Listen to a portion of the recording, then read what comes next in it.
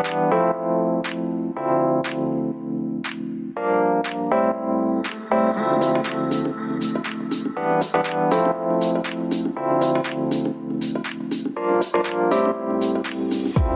to the Future Is Freelance podcast, brought to you by Zolo, the operating system of the solo economy.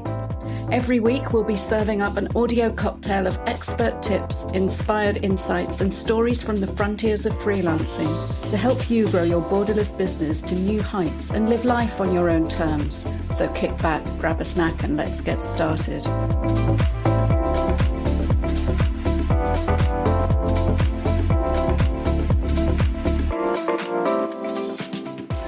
Now, today we've got one of those useful, practical how-to episodes of The Future is Freelance, because we all know that freelancers have to wear so many different hats and master so many different skills. And it's been lovely hearing your feedback on some recent episodes where we've done some deep dives into some incredible personal stories and people who are doing great things in the freelance and digital nomading space. But today we thought it's time to bring you one of those skills episodes to really unpack something that freelancers all have to master, because these episodes have been really popular in the past. We know that people have found it really useful to learn about optimizing different forms of social media. But what about your actual online presence in the first place? Yes, I'm talking about search engine optimization, the dark art of SEO. Now, today, I'm really glad to have found the perfect person to discuss this with. We don't talk about algorithms. We don't talk about data. We talk about what people are searching for and how you can respond to that intent and the actual thinking and strategy behind getting SEO right. Because I'm in conversation with Zoe Nguyen, who is my colleague and client at Solo. Because as well as the podcast, I've been doing lots of written content for Solo, and I have learned so much working with Zoe over the course of this year. Because I'm a words person, I'm definitely not a data person, and she's really helped me understand how to align these two things and write words which actually satisfy the search engines and also that satisfy the people who are looking for information, and so they can find the content through search engines and then come along to the website and satisfy their curiosity and their search intent. So as I say, this is one of those practical episodes where hopefully it will help you think about whatever freelance business you're in. It will help you think about how to make yourself more discoverable, how to make yourself more differentiated, the kind of things which might be quite easy and quick to do once you understand the logic behind it, to just help make yourself differentiated. Because we're in a global marketplace, we're competing against every other freelancer. This is tremendously exciting because it means we have the whole world at our feet in terms of people to do business with, but we also have the whole world of competition as well to overcome. So pay attention to what Zoe is saying. There's some useful links in the show notes for you to take the next steps and get started on optimizing your own presence, and also to start thinking about whether you need to outsource support in order to do that, but you have to understand it first. So enjoy the interview, and if you have any questions, then do connect with Zoe over on LinkedIn. Her contact details are in the show notes. As she says in the interview, she'd be really happy to help you out with any questions as we all develop our increased shared understanding of exactly what those algorithms are looking for. So welcome, Zoe. It's lovely to have you with us at The Future is Freelance. Thank you so much for having me. Delighted to be here. Well, I think this is going to be a really interesting conversation because normally I'm inviting fellow freelance guests and people in that space. But today I get the chance to talk to somebody I really have come to regard as a colleague, because Zoe works at Solo and we've been collaborating on a lot of content. And it occurred to me she'd be the absolute perfect person to enlighten us about how to get that content found in the first place. I've learned so much from Zoe about the dark arts of search engine optimization. But before we dig into that, Zoe, can you tell us a little bit about yourself and your background and how you ended up specializing in this fascinating space? Of course. So I am now working in SEO specialist at Solo, living in Helsinki, Finland. I still consider myself pretty much a junior. I graduated from university 2 years ago, and then I started working for a tech startup in Helsinki as a marketing specialist. Then I decided I want to be a specialist in something. So I joined Solo as a junior SEO and then worked up from there. And now I'm an SEO specialist. Worked in a lot of areas of SEO, from backlink, technical SEO to content strategy.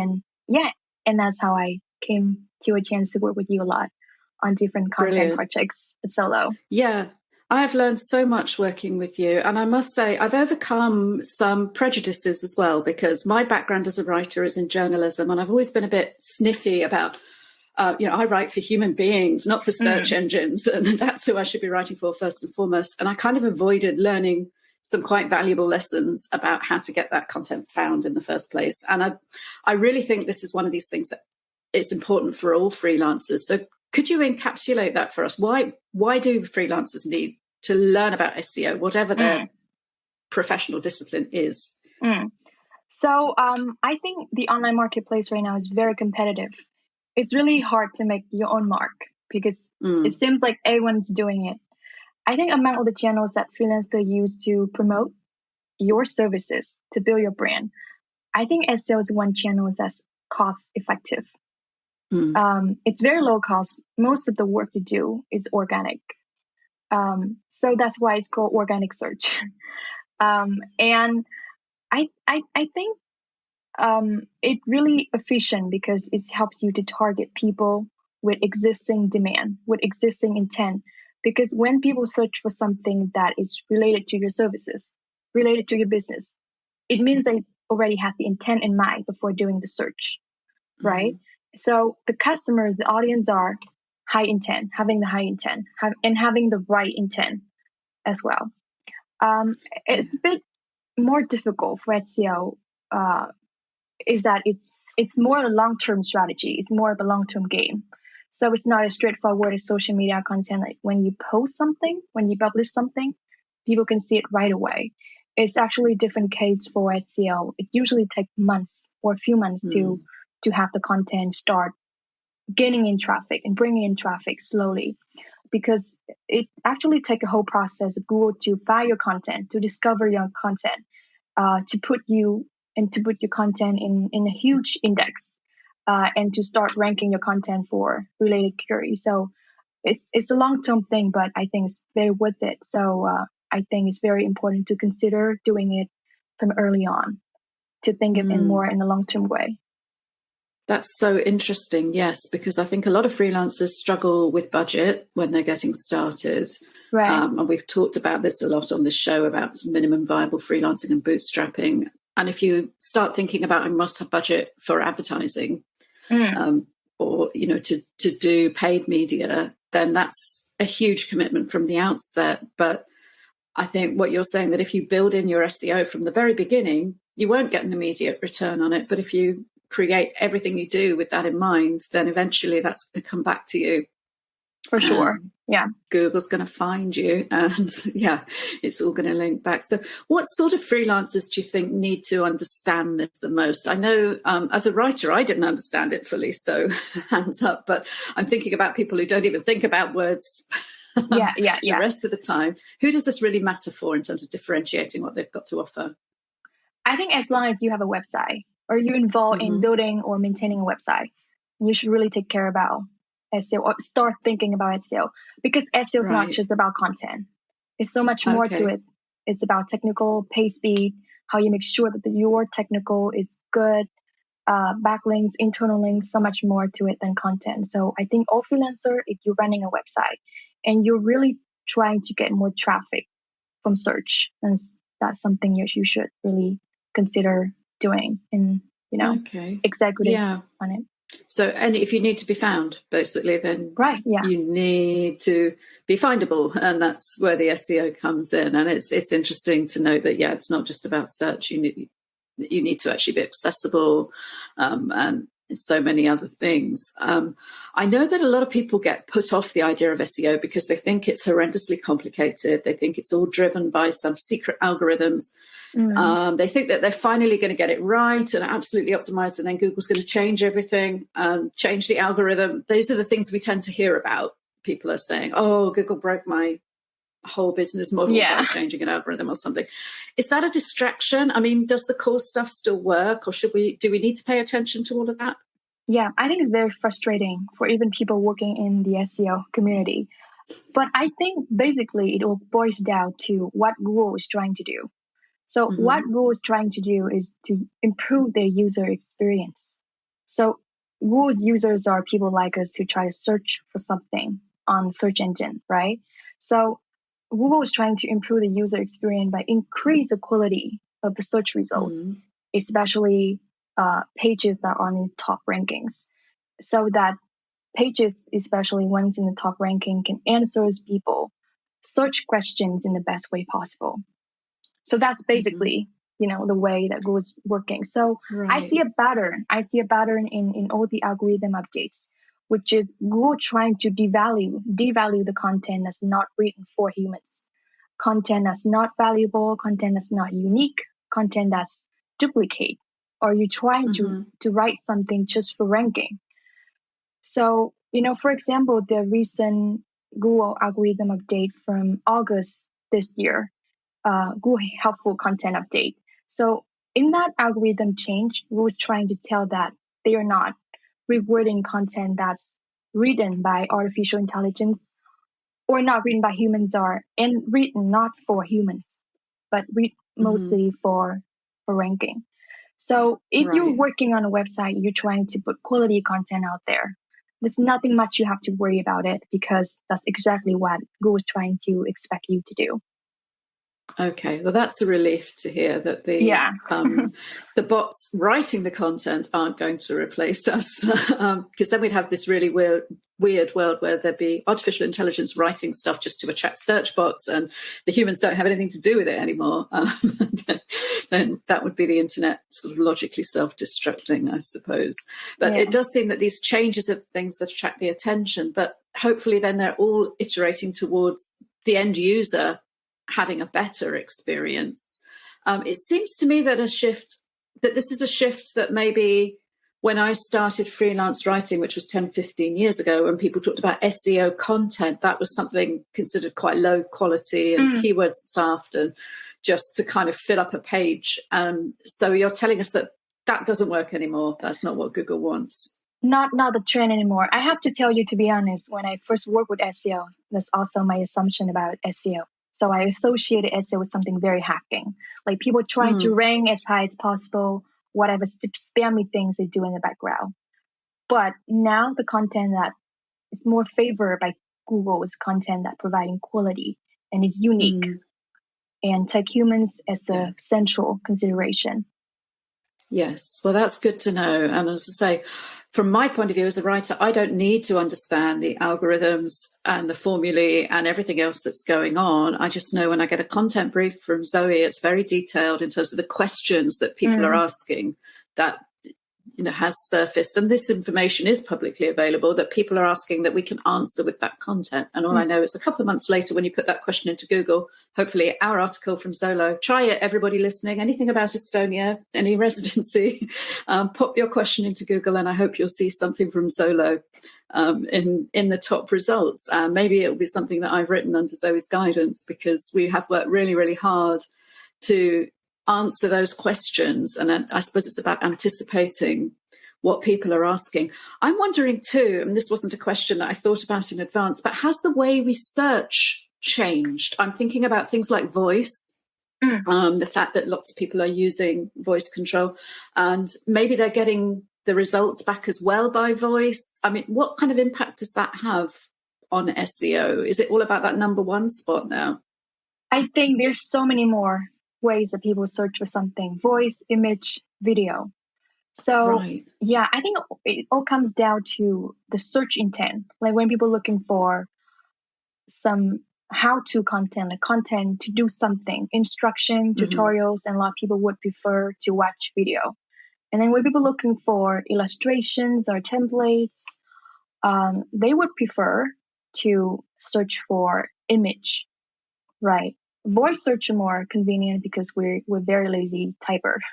But I mean, that's definitely changing. Not changing very strongly the SEO right now, but it's the thing that is on trend. And I think it's going to be more prevalent. But I think right now, most of the search results still very much in text form. Yes, it's really interesting because I do a lot of work with remote teams and remote collaboration to look at the way that things like video and images are managing to be indexed and understood algorithmically so that people can find that meeting or whatever. And it's obvious that this is starting to appear in search as well. And I think a lot of people forget in terms of video that YouTube is part of Google, and this is the world's biggest video engine, even though we know that there are social media startups on their heels now and capturing a lot of that search with certain demographics. But it's very interesting to consider that multimedia perspective. But I'm concerned now that we've got some freelancers listening who are struggling on with various aspects of their business and trying to make sure that they're offering the right things to their clients and providing a great job. And now they're thinking, oh, I've got to do all this as well. I have to understand all of the search intent and the algorithms and everything else. Do you think that people should be looking to outsource this? What kind of support could people look at if they don't want to learn it for themselves? Or if they do want to do it themselves, where should they start? Where's the easy wins and the low-hanging fruit here? So I think it's always a good start to really learn the basics of SEO, how SEO works. What is Google? Right. How Google ranks and index content, the process behind the loop.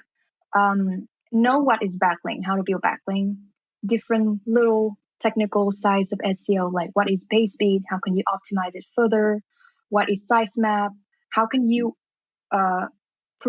prevent Google from ranking for pages that you don't want.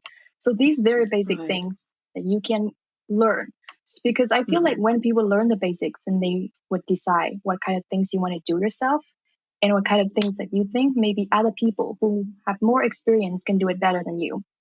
So I think there's a lot of support about SEO right now out there. A lot of SEO specialists who can help you with things like research about what kind of content you should write, or help you to maintain your website on a technical aspect, help you to do the outreach for backlink, and help you to build a backlink from quality websites. So, really know the way it works and know who's working for you. And you have to make sure that when people do something for you, you can tell if what they're doing for you is the best or they're not doing in the best way possible. So yeah, I think it's a good collaboration kind of way. That's such good advice. I think for any freelancer, any solopreneur trying to do every aspect of the business themselves, they're probably not going to be able to at some point. Probably quite early on, it makes sense to outsource a lot of the technical stuff that simply in terms of that return on time, you're better off providing your core business. If you can delegate your admin to a service like Zolo, then it just makes total sense in the long run. Or you hire an accountant to do your tax return because the stress that it would cause you or the time it would take you to learn and master that. However, in order to hire a good accountant and one that's not going to rip you off or make mistakes, you do need to understand a little bit of the basics of what you're aiming towards, what will look like a good outcome and so on. So I guess it's the same with SEO, right? It's one of those things that if you go onto a lot of the freelance marketplaces, you can see so many people who say they're experts in SEO. I will SEO your website, I will SEO your business. And it's often very unclear what services they're offering. So what kind of things could a freelancer look out for if they want some support on this and they've understood a bit of the basics? What kind of things should they look for in a provider? What do you think? Yeah, I think what you should look out for a freelancer's results and what kind of website they've worked on. Because when you visit a website and your website seems like a bit spammy and you don't want to build a website like that, so you can tell. So I think the best way you can look out for is look at their portfolio to see what kind of things they've done in the past, the results, and the results wouldn't tell everything of a picture because so much more to it. And because, a lot of spammy things may bring the results as well. Not sustainable, I would say, but still bring the results at the beginning. So I think it depends on what you're looking for. You're looking for long-term, sustainable, good quality kind of results, or you're looking for some quick wins, but may not be very sustainable in the long run.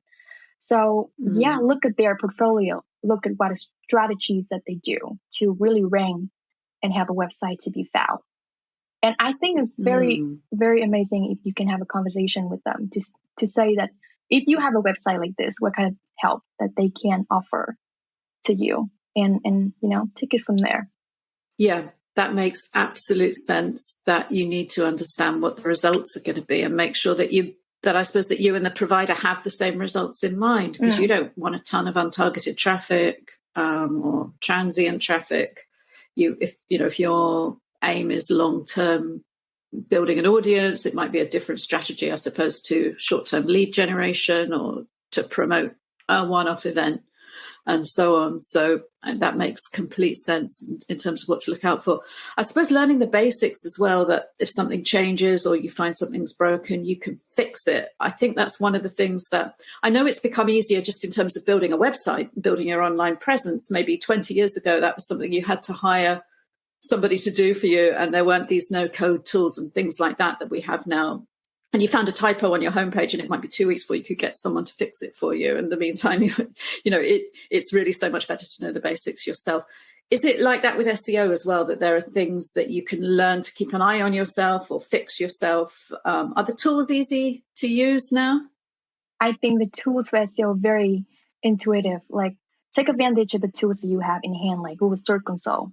It's free. It can track your search performance, and especially in Search Console, there are a lot of more advanced reports you can take advantage of. Like, for example, they have amazing reports about what kind of pages on your website are indexed, and what kind of pages are not indexed, and what are the reasons for not being for them not to be indexed. So you can try to configure them a bit more deeply.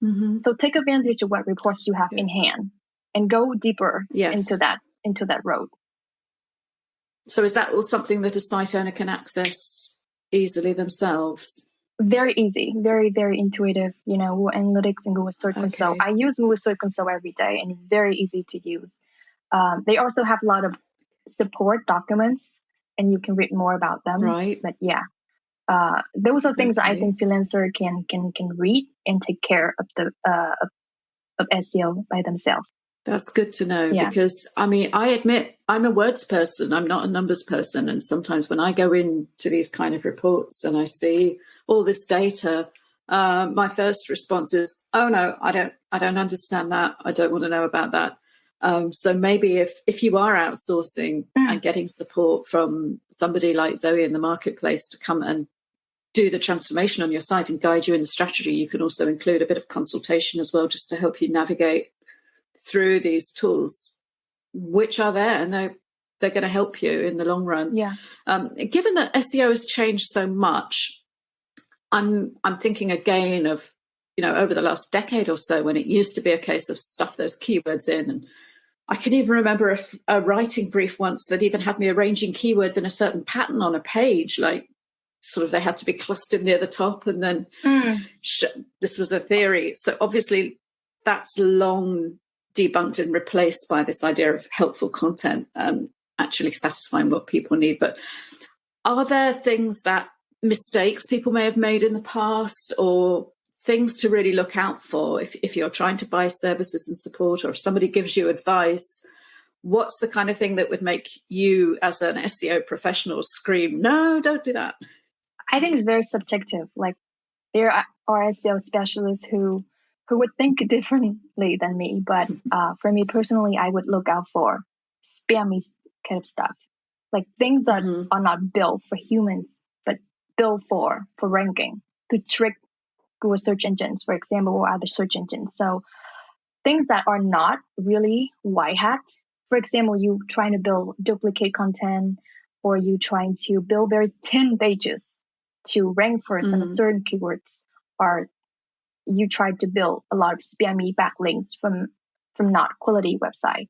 So those are things that I would look out for myself personally, because they are not gonna be sustainable. You can trick Google at the beginning, but they have smarter algorithm than that. And, in the long run, not gonna bring any, good results. Yeah, the backlinks one is interesting, isn't it? Because I can remember a time, maybe not that many years ago, when it was considered there were people selling backlinks to. Still now a thing. Yeah. but now I've seen that there are also people offering services to clean up spammy backlinks and to get people to stop linking to you. So clearly Google's cottoned onto that one. I mean, let's just imagine that somebody has in the past dabbled in the dark arts and has made some mistakes in the same way that people do with social media, like buying followers, and you end up with all this spammy, rubbish fake accounts following you. Is there anything you can do to clean that up after the event if you're coming in and you've made some mistakes or you've asked the wrong people for advice? Can you kind of rescue a website, or do you have to start again? So on Google, on Search Console, you actually have a way to disavow the links. So telling Google that those are not the links that are high quality. Those are the spammy links. So I think it may be very hard for people who are not very experienced SEO to do that. So maybe you want to outsource that to someone who's good with disavowing links. But I would say usually Google would recommend we not do that because they can detect it themselves.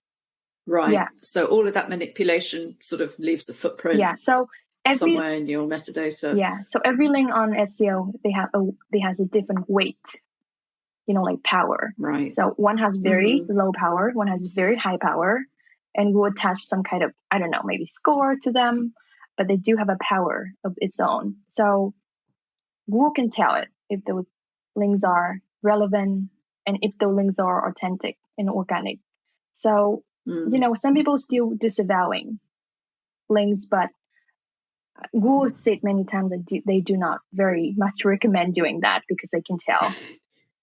Yeah. Clearly it's just getting smarter and smarter. But as you pointed out, it's all about the interest of the searcher and trying to serve that best. So rather than second guess, if you just build all of your content and user experience around it being great for that person visiting your website and getting their questions answered, then hopefully there shouldn't be any conflict, or, it's not like Google have got some game on that we don't know about, right? That, it's just in their interest to serve up the right answers to the search questions. Yeah. We keep talking about Google, by the way, but what are your views about other search engines? And should we just orient everything for Google, or how important is it to get indexed by the other search engines?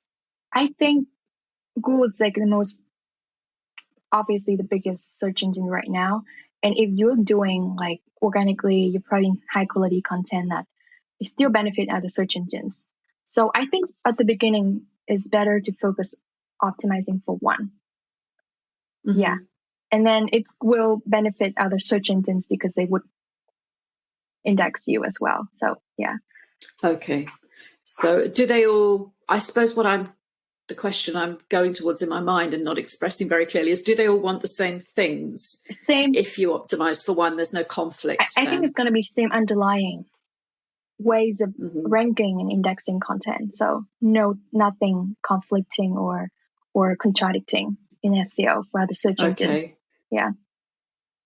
And how does this all interlink with the two other main areas that freelancers might be thinking about, which is the paid search and advertising, which I know Google also offers, and also social?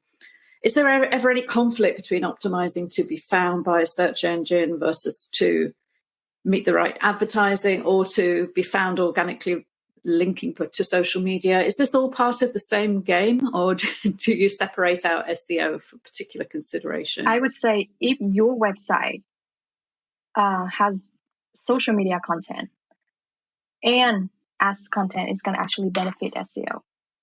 So in social media, we call it social signals. So it means that it's some kind of backlinks, but not like very much backlink from other website. But it's still considered backlinks from social. And it's considered to be a bonus for SEO. Not very like dramatically or significantly, but still will benefit SEO, benefit each other. So nothing conflict. It's actually work together to build branding. And branding is very good for brand search. When people look for your brand name on search engine is a good thing. So I would say combine the different, strategies so that they can work together in combination.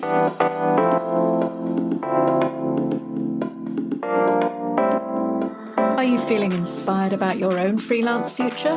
Maybe nurturing a business idea of your own, which could create the lifestyle of your dreams? Zolo is the perfect place to bring those dreams to life with an intuitive tech stack and business support suite designed around what every freelancer needs. Whether you want a quick and easy way to raise an invoice or an EU-based fully featured private limited company of your own, Zolo is the place to take care of your back office admin in just 10 minutes a day, so you can concentrate on transforming your vision into reality. Visit Zolo.io, that's Zolo with an X, or check out the link in your show notes for our latest offers. I think another thing that's coming to my mind thinking about social media is often we talk about repurposing content. So we're recording this podcast today. We might use some little snippets of it as part of a blog post. We might use some video clips in social media to hopefully drive people to download the whole episode and subscribe and write us a lovely review and tell your friends, please, everybody listening. But we use the content over and over again in different ways. Now, is there any issues in terms of SEO when it comes to duplicating or repurposing content in that way? I think no. At least that you are not duplicate content on different pages on the same website. Yeah, right. But I think it's still a better practice to really try to diversify the content, like not using the same text over and over again too many times. But I think it's going to be just strictly in the same website, not other kind of platforms. That's interesting. Yeah, there seem to be lots of platforms emerging now for different publishing platforms, certainly for written content. And I probably get an email every week or two on LinkedIn from someone saying, we've created the new medium. We're the place to host your newsletters or your content. Please put your blogs here. And when they explain that they haven't any budget to pay for that, and they say, no, it's fine. Just give us stuff that you've already published on your own website or wherever. Yeah, I think. So what do you think about that? If you publish the whole thing on other different platforms, then the traffic and the authority your original page will get is going to be diluted. It's going to be smaller. Right. Yeah. So I would think it's still better to really focus all the SEO power into one original page and have it as the master and as the overarching kind of page to perform on search. Yes. Okay, so I should continue to tell those people, look, I really don't see what's in it for me. Yeah, I think it still helps if you write in a different content, different angle, different kind of topic, and then link back to your original one. Yes, so that it's not duplicating. Right. It's sort of building a theme, and then you might you own those first 3 slots on the results page or whatever. Okay, now that makes sense. I wondered about that one just because there seems to be a real proliferation at the moment of these new platforms, and obviously they're hungry for content, but they don't want to pay for any original content, and they're trying to get people to duplicate stuff. And I had a sense that wasn't a good idea. Good sense. Yeah, no, I did. I really wanted to check that out with you because quite often the thing that they contact me about is content I've written for someone else anyway. And say, well, no, of course you can't have that. Somebody's paid me for that. And that content is the property of Zolo or whoever. But the stuff on my own personal blogs and pages is clearly better that I continue to optimize there rather than handing it over to anybody else. I know that there are things you can do to kind of point back at the original source or something as the canonical source of, like on Medium, you can import content. Is that better? Yeah, I'm not very knowledgeable about Medium, the way it works, but I think canonical is a good way for you to point the power into your original one. So that's one way. Yeah. No, that makes a lot of sense. But it's not going to be the best if you canonical across different websites, different platforms like that. It's often the best if you canonical within the same website. Okay, no, that makes sense. So basically, Zoe is reinforcing everything that was said to us when we spoke to social media experts on other episodes of this podcast, guys, it's you only own your own properties online. So if you host stuff on TikTok or LinkedIn or wherever, it should all be about driving traffic back to the bit of the web that you own, which is only your own website and domain. And really your SEO efforts need to focus there rather than building authority for somebody else, however big and important they are, and however great your presence is and your profile there. And it is all an important part of your freelancer brand building, but never forget that you don't own it. You're basically a tenant. You could get evicted at any point. So you need to concentrate on your own bricks and mortar bit of the internet. And really, as Zoe is saying, learn a bit about the basics. Do you have any resources you could recommend, actually, Zoe? Where should people go if they're thinking, all right, I've never really thought about this before. I don't really know what to do with that plugin on my website. And I don't know what I do when I publish. Where should people start with trying to learn about SEO? So I think the best way to start is work for your website. And when you use a tool, like a lot of people use it with Search Console, a lot of people use Ahrefs, or I don't know what tool you use for your keyword research or anything. But stick to that tool, learn about that tool. And every tool right now, they have an amazing website. I mean, the quality about SEO blogs right now, about SEO resources right now out there are very, very good. So for example, Ahrefs or SEMrush, they have a lot of educational blogs educating SEO for people, especially who are just starting out. So yeah, learn about them. I mean, divide SEO by 3 kind of pillars, backlink, and then content, and then technical.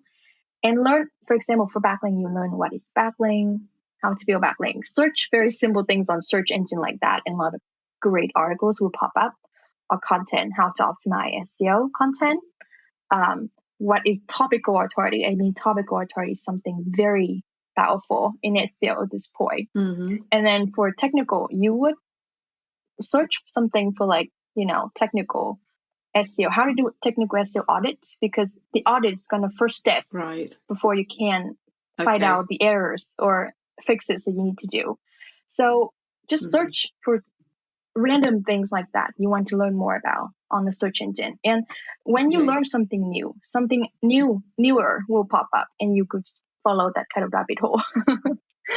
Okay, so this could end up being a full-time job, and this is where you might end up outsourcing, of course. But certainly it really sounds like everything Zoe's saying is coming back to inform yourself, educate yourself, because this isn't something you can ignore. Even if you think SEO has nothing to do with your job, if you're in a global marketplace, then you're up against everybody else who you're competing with has access to the same tools, the same resources, the same information. So simply to maintain your edge, you need to be across some of this stuff. And at some point you might need professional help, but you won't be able to hire that well unless you're clear about what your goals are and what you're trying to achieve. And obviously experts and specialists like Zoe, it's the full-time job to keep up with all of this and the changes. And we can't let you go, Zoe, without asking you to get your crystal ball out and gaze into the future a little bit, because this is the one thing that people are always trying to second guess: what's changing, what's coming down the line from Google. What should we be thinking about now if we want to future-proof our websites? Apart from keeping up with the latest information, are there any trends or expectations or buzz in the industry about the future of search? I think the first one that comes to my mind right now is about differentiation. So when you write content for SEO, think about a unique points you can bring to the table, some kind of content that only you can write about, and the content that user cannot read it somewhere on the internet. That's where search is going forward, actually. Not blend into the competition and try to find ways to stand out from the noise. That's the way I would recommend everyone to do when start writing for content at SEO. That's so interesting.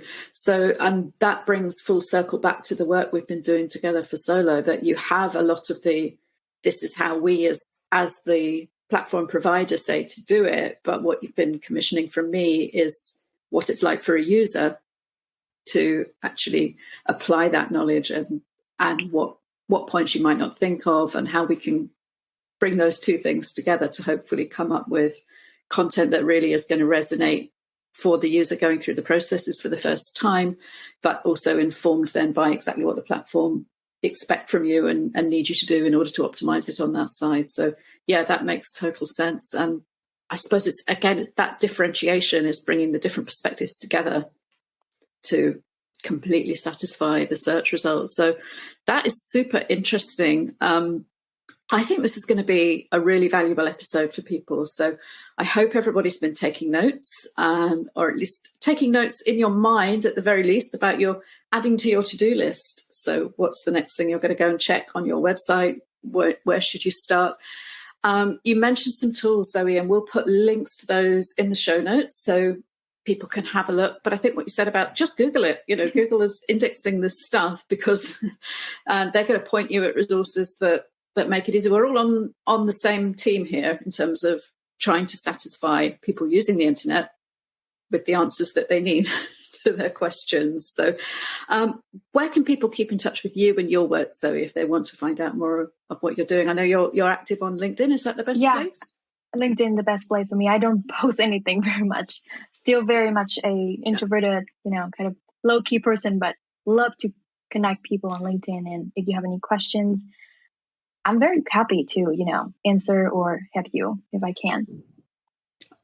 Oh, that's wonderful, because you're definitely always my go-to person on a subject like this. Thank you. I've learned so much working from you. I think our listeners are going to learn a great deal from listening to this content as well. So Zoe Nguyen, thanks so much for being part of the Future Is Freelance. Thank you. Thank you for having me today. You've been listening to the Future Is Freelance podcast, brought to you by Zolo.io, who offer compliance, taxation, invoicing, and admin solutions for fiercely independent solopreneurs across the globe. From simply getting paid to launching a full EU-based limited company, Solo has you covered, thanks to Estonian e-residency and a superb suite of streamlined business software. If you enjoyed the show, please like, rate, and comment, and subscribe to our feed wherever you get your podcasts.